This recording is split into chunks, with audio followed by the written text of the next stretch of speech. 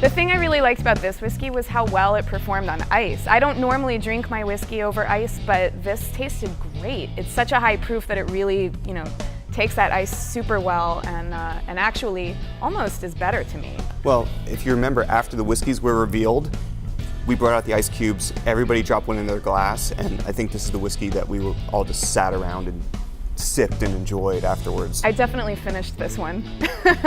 So the new batch numbers are really great because it's pretty easy to understand. It's a letter and then 3 numbers. And the first letter is A, B, or C. That's the first, second, or third batch of the year. The first number is the month, so 1 is January, 5 is May.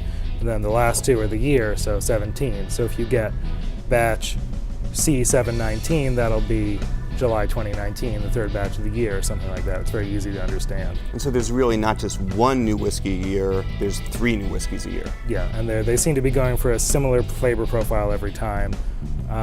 Big, bold, and robust. Of course, there are going to be some slight variations, and the proof will be a little different because it is at barrel proof. Yeah, so it's definitely fun to have them all and compare.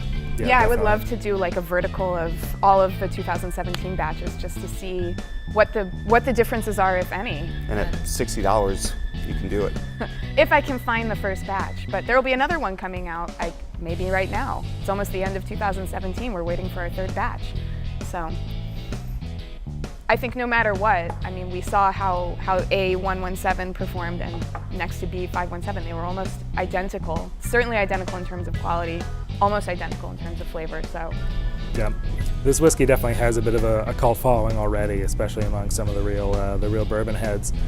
So it can be a little hard to find, but when it first comes out, there's usually a pretty big release and comes out 3 times a year. So if you can find it around that time, it should be available for a little while. Yeah, we just found it for $55, I think. Yeah, even below the MSRP. So a little hunting, you can find it. Yeah, it definitely gets a little higher in cities sometimes, but we have found places where it is $60 or $70 on the shelf. Yeah, even with a New York City markup, this is a really great whiskey. I'm happy to own a bottle.